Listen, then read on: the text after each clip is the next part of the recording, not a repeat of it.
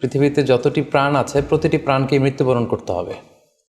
সূরাত আলী ইমরানের 185 নম্বর আয়াতে আল্লাহ তাআলা ইরশাদ করছেন, কুল্লু নাফসিন যায়িকাতুল মাউত, অর্থাৎ প্রতিটি আত্মাকে মৃত্যুর স্বাদ আস্বাদন করতে হবে। আমরা পৃথিবীতে যারাই এসেছি আবার এই পৃথিবী থেকে বিদায় নিতে হবে, আমাদেরকে মৃত্যুবরণ করতে হবে। এটা হচ্ছে চিরসত্য বা মহাসত্য, এবং এই চিরসত্যটি কম বেশি আমরা সবাই জানি। কিন্তু আমরা কোথায় মৃত্যুবরণ করব এ ব্যাপারে আমরা কিছুই জানি না। কিভাবে আমাদের মৃত্যু ঘটবে, কোন প্লেসে, কোন জায়গাতে আমরা মরব এ ব্যাপারে আমরা কিছু জানি না। এবং সে ব্যাপারে সূরাতুল লোকমানের 34 নম্বর আয়াতে আল্লাহ তাআলা ইরশাদ করছেন, ওয়ামা তাদরি নাফসুম বিআইয়ি আরদিন তামুত ইন্নাল্লাহা আলিমুন খবীর। অর্থাৎ কোনো মানুষই জানে না, কোনো প্রাণী জানে না যে সে কোন প্লেসে, কোন জায়গায় মৃত্যুবরণ করবে। এ ব্যাপারে শুধুমাত্র কেবলমাত্র আল্লাহ তাআলাই জ্ঞান রাখেন। ইন্নাল্লাহা আলিমুন খবীর, তিনি মহাজ্ঞানী এবং সব ব্যাপারে তিনি খবর রাখেন। তাহলে কোরআনের এই দুটি আয়াতের মাধ্যমে আমরা জানতে পারলাম যে আমরা প্রত্যেকেই মৃত্যু স্বাদ আস্বাদন করতে যাচ্ছি, আমরা মরবো এটা নিশ্চিত, কিন্তু কোথায় মরব, কোন জায়গায় আমাদের মৃত্যু ঘটবে, সংঘটিত হবে এই ব্যাপারে আমরা কিছুই জানি না। এবার যদি আমরা সরাসরি প্রসঙ্গে আসি, সেটা হচ্ছে বাথরুমে গিয়ে যদি কেউ মৃত্যুবরণ করে, হ্যাঁ সেটা হতে পারে, বাথরুমেও কেউ মৃত্যুবরণ করতে পারে। এবং অনেক সময় আমরা শুনেছি যে বাথরুমে অনেকে ইন্তেকাল করেছেন, মৃত্যুবরণ করেছেন। এখন এই বাথরুমে মৃত্যুবরণ করা এটা ভালো কি মন্দ এটা তিনি জানতে চেয়েছেন। আসলে বাথরুমের ভেতরে কেউ মৃত্যুবরণ করলে এটা ভালো মৃত্যু নাকি খারাপ মৃত্যু এ ব্যাপারে কোনো হুকুম দেওয়ার বা ডিসিশন দেওয়ার সুযোগ আসলে আমাদের নেই, কারণ এ ব্যাপারে ইসলাম আমাদেরকে কিছু জানায়নি। কারণ নিছক বাথরুমের ভেতর মৃত্যু যদি হয় তাহলে এটা খারাপ মৃত্যু বা খারাপ সাইন, সে জাহান্নামে যাবে এরকম কথা বলার কোনো সুযোগ নেই।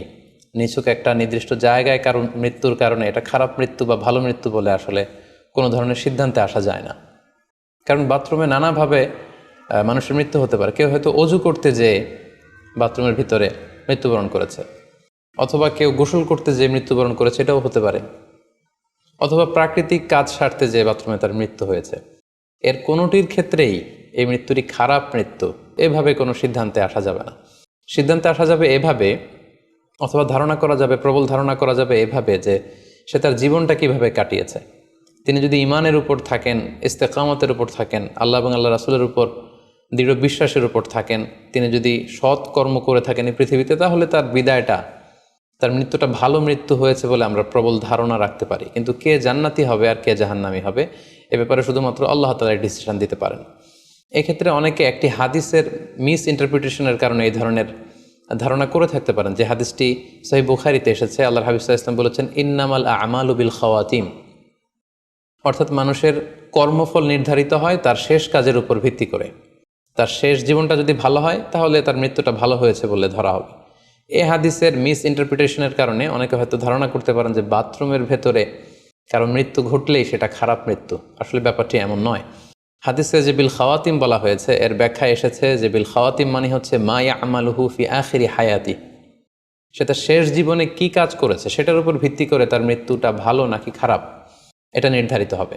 অনেকের এমন হতে পারে যে জীবনের শুরুতে তিনি ইসলামকে মানতেন না, আল্লাহকে বিশ্বাস করতেন না, কিন্তু শেষ জীবনে এসে তিনি বিশ্বাসী হয়েছেন, তিনি সৎকর্ম করেছেন এবং সেটার উপর অটল থেকেই তার মৃত্যু হয়েছে। সেক্ষেত্রে আমরা প্রবল ধারণা করতে পারি এবং আশা করতে পারি যে তার মৃত্যুটা ভালো হয়েছে। কিন্তু নিছক বাথরুমের ভেতরে যদি কারো মৃত্যু ঘটে এই কারণে এটা ভালো মৃত্যু নাকি খারাপ মৃত্যু সেই সিদ্ধান্তে আসা যাবে না। তবে কোরআন সুন্নাহ আমাদেরকে কিছু আলামত বা সাইন দিয়েছে। এই সাইন বা নিদর্শনগুলো খেয়াল করে আমরা বুঝতে পারি যে কারণ মৃত্যুটা ভালো মৃত্যু হয়েছে নাকি খারাপ মৃত্যু হয়েছে। সেক্ষেত্রে শুরুতে আমরা আলামাতু সুইল খাতিমা, কারণ মৃত্যুটা খারাপ কিনা বা মন্দ মৃত্যু বা মন্দ বিদায় কিনা সেটা আমরা শুরুতে শুনবো। সেক্ষেত্রে আমরা যদি কোরআন সুন্নাহর দিকে তাকাই তাহলে দেখব যে কোরআন সুন্নাহ আমাদেরকে জানিয়েছে কেউ যদি আত্মহত্যা করে মৃত্যুবরণ করে তাহলে এটা আমরা বলতে পারি যে এটা একটা খারাপ মৃত্যু ছিল। কারণ আল্লাহ রাসূল সাল্লাল্লাহু আলাইহি ওয়াসাল্লাম ইরশাদ করেছেন, সহিহ বুখারীতে এসেছে, মান কাতালা নাফসাহু বিশাইইন উযযিবা বিহি ইয়াউমাল কিয়ামাহ, যে ব্যক্তি তার নিজেকে যেই জিনিস দিয়ে আত্মহনন করবে বা আত্মহত্যা করবে কিয়ামতের দিন তাকে সেই শাস্তি দেওয়া হবে। লেটসে কেউ যদি ছুরি দিয়ে স্ট্যাবিং করে তার প্রাণ হনন করে, জাহান্নামে সে কেবল জাহান্নামের ছুরি দিয়ে নিজের পেটের ভেতরে এরকম ছুরিকাঘাত করতেই থাকবে, এটাই হবে তার শাস্তি। কেউ যদি বিষ পানের মধ্য দিয়ে সুইসাইড করে তাহলে জাহান্নামে তার শাস্তি হবে, জাহান্নামের বিষ খেয়ে খেয়ে সে এই কষ্ট বা শাস্তি ভোগ করবে। কেউ যদি গলায় দড়ি দিয়ে বা ওড়না পেঁচিয়ে গলায় ফাঁস লাগিয়ে সুইসাইড করে তাহলে আল্লাহ রাসূল সাল্লাল্লাহু আলাইহি ওয়াসাল্লামের হাদিস অনুযায়ী জাহান্নামে সে গলাতে শুধু ফাঁস লাগাতেই থাকবে। তাহলে আল ইন্তিহার মানে সুইসাইড, আত্মহত্যা করে যদি কেউ মারা যায় সেক্ষেত্রে আমরা বলতে পারি যে এটি খারাপ মৃত্যু ছিল, মৃত্যুটি ভালো ছিল না। তাছাড়া কোনো ব্যক্তি যদি কবিরা গুনাহ সম্পাদন করা অবস্থায় ইন্তেকাল করে, লেটসে কেউ মদ পান করা অবস্থায় তার মৃত্যু ঘটেছে, কিংবা ব্যভিচার করা অবস্থায় তার মৃত্যু ঘটেছে, কিংবা কারো উপর সে জুলুম বা অত্যাচার করছিল, এরকম বড় কোনো কবিরা গুনাহ সম্পাদন করা অবস্থায় যদি কারো মৃত্যু ঘটে যায় সেক্ষেত্রে বলা যেতে পারে যে মৃত্যুটি খারাপ ছিল। পাশাপাশি বাবা মা যদি কোনো ভ্যালিড কারণে সন্তানের অন্যায়ের কারণে সন্তানের প্রতি রেগে থাকেন এবং ওই অবস্থায় যদি সন্তানের মৃত্যু ঘটে তাহলে এটি একটি খারাপ মৃত্যু ছিল বলে ধারণা করা যেতে পারে। এবং স্বামী যদি তার স্ত্রীর প্রতি রেগে থাকে কোনো স্ত্রীর অন্যায়ের কারণে এবং সেই অবস্থায় যদি স্ত্রীর মৃত্যু ঘটে তাহলে এই মৃত্যুটি মন্দ মৃত্যু বা খারাপ বিদায় ছিল বলে আমরা ধারণা করতে পারি। সবশেষে বলবো যে কোনো ব্যক্তির মৃত্যুতে যদি গোটা মুসলিম উম্মাহ, মুসলিম কমিউনিটি আনন্দ প্রকাশ করে, উল্লাস করে, এটাও ওই ব্যক্তির খারাপ মৃত্যু ছিল বলে ধরে নেওয়া হবে, কারণ সবাই তার অন্যায় থেকে, অত্যাচার থেকে, তার অনিষ্ট থেকে বাঁচার জন্য চাচ্ছিল, তার হাফ ছেড়ে বেঁচেছে। সো মুসলিম উম্মাহ যদি, গোটা মুসলিম উম্মার ভালো লোকরা যদি কারোর মৃত্যুতে আনন্দ প্রকাশ করে তাহলে তার মৃত্যুটা খারাপ মৃত্যু ছিল বলে ধরে নেওয়া যাবে।